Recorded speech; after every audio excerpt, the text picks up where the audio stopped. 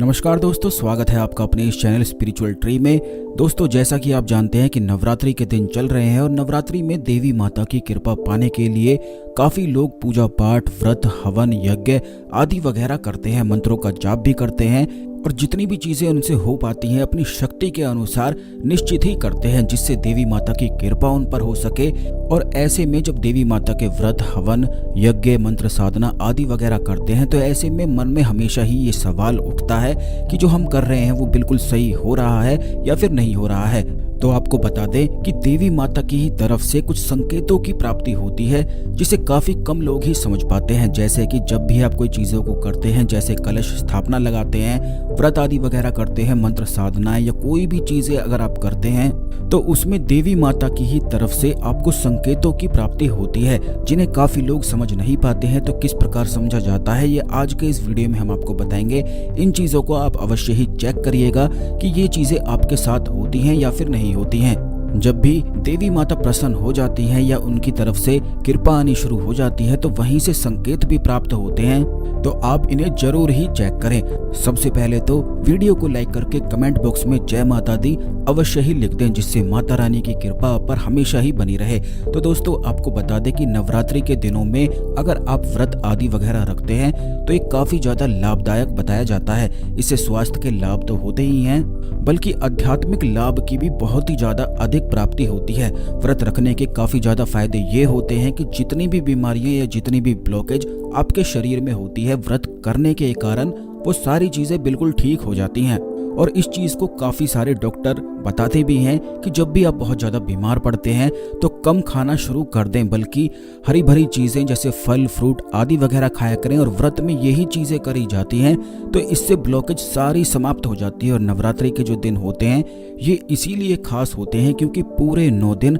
सभी ग्रहों से एक एक करके जुड़े हुए होते हैं। और जब भी आप इन व्रत को रखते हैं तो इससे एक एक करके आपके सारे ग्रह ठीक हो जाते हैं। यही वजह रहती है कि जो व्यक्ति पूरे 9 दिन का नवरात्रि में व्रत रखता है वह तुरंत हर प्रकार की परेशानी से, हर प्रकार की विपदा से, हर प्रकार की चिंताओं से और सारे रोगों से बिल्कुल मुक्त हो जाता है। लेकिन काफी बार ऐसा होता है कि बहुत सारे लोग व्रत नहीं रख पाते हैं, कुछ ना कुछ उनकी परेशानी होती है, उन्हें काम आदि वगैरह करना होता है, तो वो पहले दिन या आखिरी दिन भी नवरात्रि का व्रत करके संपूर्ण 9 नवरात्रि का लाभ उठा सकते हैं। तो पहला संकेत तो व्रत से ही प्राप्त होता है। अगर आप व्रत करते समय आपको बिल्कुल भी भूख नहीं लगती है, बिल्कुल भी आपकी एनर्जी डाउन नहीं होती है और बड़ी आसानी से आप व्रत रख पाते हैं, तो आप समझ जाएं कि आप पर देवी माता की खास कृपा है, जिसके कारण आपके जीवन में लाभ और उन्नति आनी बिल्कुल ही निश्चित है। अब दूसरी चीज ये है कि काफी लोग मंत्र साधना आदि वगैरह भी करते हैं, खास करके कलश स्थापना तो काफी लोग अपने घरों में करते ही हैं। तो उससे ये संकेत प्राप्त होता है कि अगर आपके जो ज्वारे हैं वो काफी ज्यादा घने और हरे भरे हो जाते हैं तो यह संकेत करता है कि आपके घर में जो कमी है, धन धान्य की जो कमी है, वो पूरी होने वाली है। नवरात्रि के दिनों में देवी माता अपने चैतन्य रूप में रहती हैं। यही वजह रहती है कि नवरात्रि में जितने भी पूजा पाठ, हवन, यज्ञ या फिर व्रत आदि वगैरह भी किए जाते हैं तो ये काफी ज्यादा लाभदायक सिद्ध होते हैं। इसीलिए होते हैं क्योंकि इन दिनों में देवी माता चैतन्य रूप में होती है और जितनी भी चीजें आप करते हैं केवल उन्हीं चीजों के आधार पर, उन्हीं चीजों के अनुसार आपके आने वाले दिन और कई साल तक भी हो जाते हैं। इसीलिए नवरात्रि के दिनों में खास संयम रखना चाहिए और जितनी भी खास चीजें होती हैं उन्हें ध्यान में रखते हुए देवी माता की कृपा अवश्य ही प्राप्त कर लेनी चाहिए। तो इस बात का आप अवश्य ही ध्यान रखा करें कि नवरात्रि के दिनों में घी का दीपक अपने घर में अवश्य ही जलाया करें। घी के दीपक में कुछ लौंग डालकर अगर अपने घर के मंदिर में रखा जाता है तो इससे सुख और समृद्धि की प्राप्ति होती है। खास करके अगर आपके घर में बहुत ज्यादा गृह कलेश होता है तो इस बात का ध्यान रखा करें कि जब भी आप रात को सोते हैं तो रात को सोने से पहले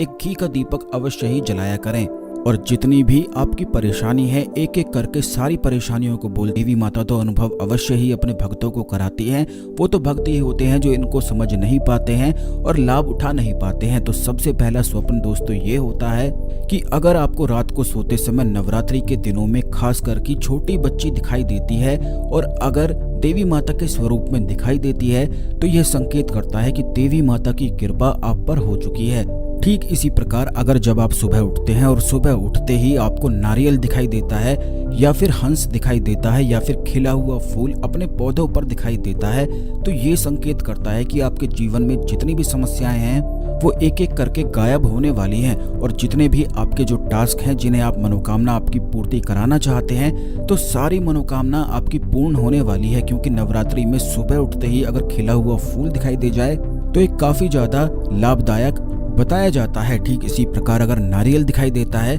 तो यह संकेत करता है कि आपको अचानक से धन प्राप्ति होने वाली है और देवी माता की कृपा आप पर हो चुकी है। अब काफी लोग ऐसे होते हैं कि नवरात्रि में मंत्र साधना आदि वगैरह करते हैं या फिर किसी खास मंत्र का जाप करते हैं, लेकिन उनके मन में ये सवाल उठता है कि उनका मंत्र सिद्ध हो रहा है या कार्य उनका हो रहा है कि नहीं हो रहा है। तो आपको बता दें, जो भी लोग मंत्र साधना करते हैं उन्हें निश्चित ही इस प्रकार के स्वप्न आते हैं, जो कि इस प्रकार है। नींद में पूर्णिमा का चांद, गंगा, सूर्य, शिवलिंग अगर दिखाई देता है तो समझना चाहिए कि मंत्र सिद्ध हो रहा है। और खास करके नवरात्रि के दिनों में यह चीजें दिखाई देती हैं तो काफी ज्यादा लाभदायक होती हैं। अगर नींद में जमीन, तालाब या समुद्र पार करना, अग्नि की पूजा, जलती हुई आग, पक्षियों में हंस, कोयल, मोर या फिर कन्या अगर आपको दिखाई देती है, या फिर छत्र, रथ, दीपक, महल, कमल या कमल के फूलों की माला आपको दिखाई देती है, रुद्राक्ष की माला दिखाई देती है, तो यह भी संकेत करता है कि आपका मंत्र सिद्ध हो रहा है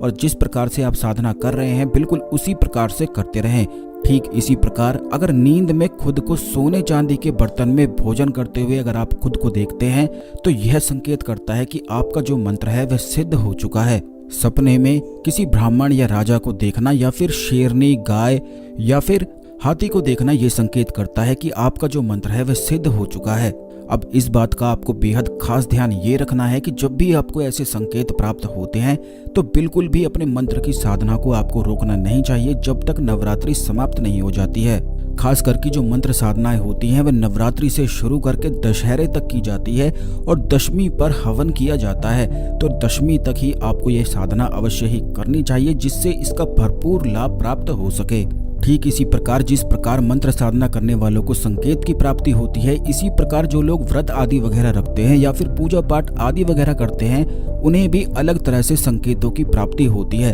तो उनके संकेत इस प्रकार के होते हैं। पहला संकेत ये होता है कि अगर आपको नवरात्रि में रास्ते में कहीं जाते हुए 16 श्रृंगार में कोई महिला अगर दिखाई दे जाए तो ये समझ लेना चाहिए कि अब आपके जीवन से सारी परेशानियां गायब होने वाली हैं, यानी कि परेशानियों के दिन बिल्कुल लद चुके हैं और आपके ऊपर माता लक्ष्मी की कृपा प्राप्त होने वाली है। ठीक इसी प्रकार अगर आप अपने जीवन में बहुत ही ज्यादा परेशान हैं या किसी समस्या में बहुत ही ज्यादा फंसे हुए हैं तो आपको ये करना चाहिए कि नवरात्रि में रोज सुबह उठते ही लोबान की धूनी या फिर गूगल की धूनी अवश्य ही जलानी चाहिए। काफी लोग ऐसे होते हैं कि अगरबत्ती अपने घर में जलाते हैं, लेकिन आपको बता दें कि अगरबत्ती का इस्तेमाल आपको बिल्कुल भी नहीं करना चाहिए क्योंकि इसमें बांस की लकड़ी का इस्तेमाल किया जाता है जो कि हिंदू धर्म में बिल्कुल वर्जित बताया गया है। यानी कि बांस की लकड़ी को जलाना बिल्कुल वर्जित होता है और अगरबत्ती में इसी लकड़ी का इस्तेमाल किया जाता है। और काफी लोग ऐसे होते हैं कि नवरात्रि में रोज सुबह ही इन्हीं अगरबत्तियों का इस्तेमाल करते हैं।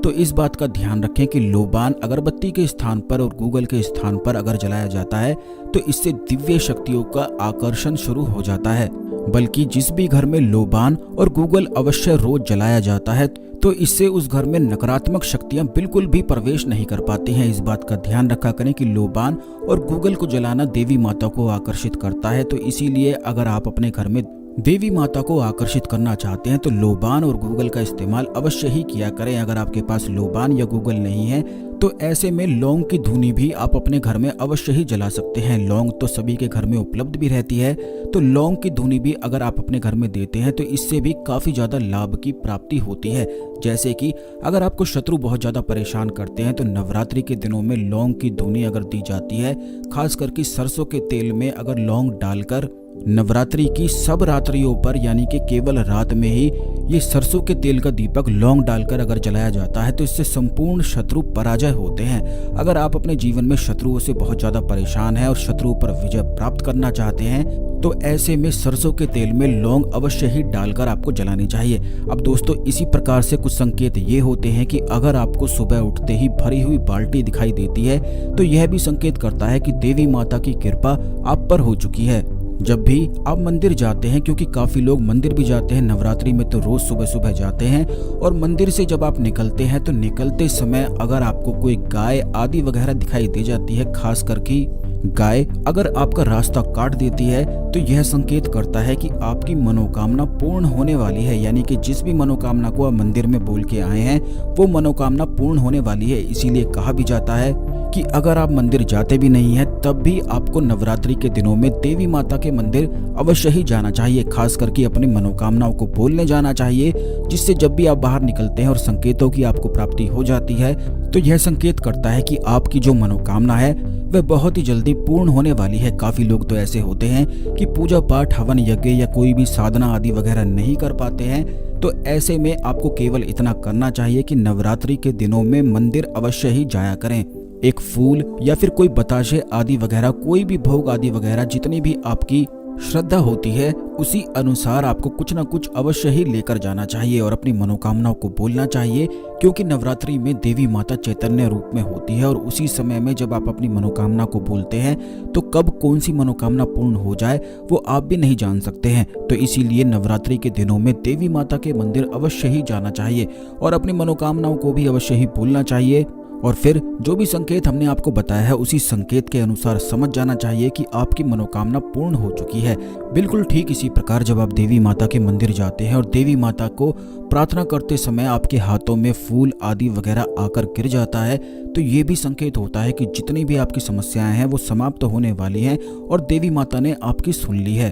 अगर रात को सोते समय स्वप्न में कमल का फूल या फिर लक्ष्मी माता के दर्शन होते हैं तो ये संकेत करता है कि जो आपके जीवन में धन की समस्याएं हैं वो बिल्कुल दूर होने वाली हैं। अब काफी लोग ऐसे होते हैं कि अपने घर में कलश स्थापना अवश्य ही करते हैं, लेकिन उनके मन में भी ये सवाल होता है कि उनकी कलश स्थापना सही से हुई है या फिर नहीं हुई है। तो दोस्तों आपको बता दें कि हमेशा कलश की जो स्थापना होती है वह ईशान कोण यानी उत्तर पूर्व दिशा में ही करनी चाहिए। इस दिशा को देवताओं का स्थल बताया गया है और अखंड ज्योति की दिशा जो होती है, क्योंकि काफी लोग अपने घर के मंदिर में अखंड ज्योति भी जलाते हैं, तो अखंड ज्योति की जो दिशा होती है वो आग्नेय कोण होती है। अगर नवरात्रि के दिनों में देवी माता की जो मूर्ति है वह ईशान कोण में लगा दी जाती है तो इससे पूरे घर में सकारात्मक प्रभाव बना रहता है, क्योंकि ईशान कोण जो होता है वह आपके घर का अगर कमजोर होता है तो इससे उस घर में सभी लोगों के मन में हमेशा ही द्वंद्व सा चलता रहता है और काफी ज्यादा परेशानियां उस घर में होती हैं। इसीलिए ईशान कोण को ऐसे ही खास दिनों पर चार्ज करना चाहिए। कलश स्थापना या देवी माता की मूर्ति आदि वगैरह ईशान कोण में नवरात्रि के दिनों में अवश्य ही रखना चाहिए। अगर आपका घर का मंदिर ऐसे स्थान पर है जहां पर ईशान कोण में आप ना रख सकें तो इस बात का ध्यान रखें कि छोटी सी कोई भी देवी माता की मूर्ति लाकर ईशान कोण में स्थापित आप कर दें और वहां पर रोजाना आटे का दीपक एक चौमुखी अवश्य ही जलाया करें, जिससे चारों दिशाएं आपके घर में सकारात्मक हो सकें। क्योंकि अगर आप अपने घर की दिशाओं को सुधार लेते हैं तो इससे काफी ज्यादा परिवर्तन जीवन में आने लग जाता है। इसीलिए ईशान कोण को जरूर ही चार्ज करना आवश्यक रहता है और ये बातें काफी लोगों को पता नहीं होती हैं, लेकिन हम अपने चैनल में हमेशा ही खास चीजों को बताते हैं जो काफी ज्यादा लाभदायक होती हैं। इसीलिए चैनल को अवश्य सब्सक्राइब करके रखें, बेल बटन दबा कर रखें, जिससे कोई भी वीडियो मिस न हुआ करे। अब दोस्तों आपको ये भी बता दें कि छत पर भी कुछ ऐसे संकेतों की प्राप्ति होती है जो नवरात्रि में ये दर्शाते हैं कि देवी माता की कृपा हो चुकी है। जैसे कि अगर आपके घर में नवरात्रि के ही खास दिनों में पीपल का वृक्ष उग जाता है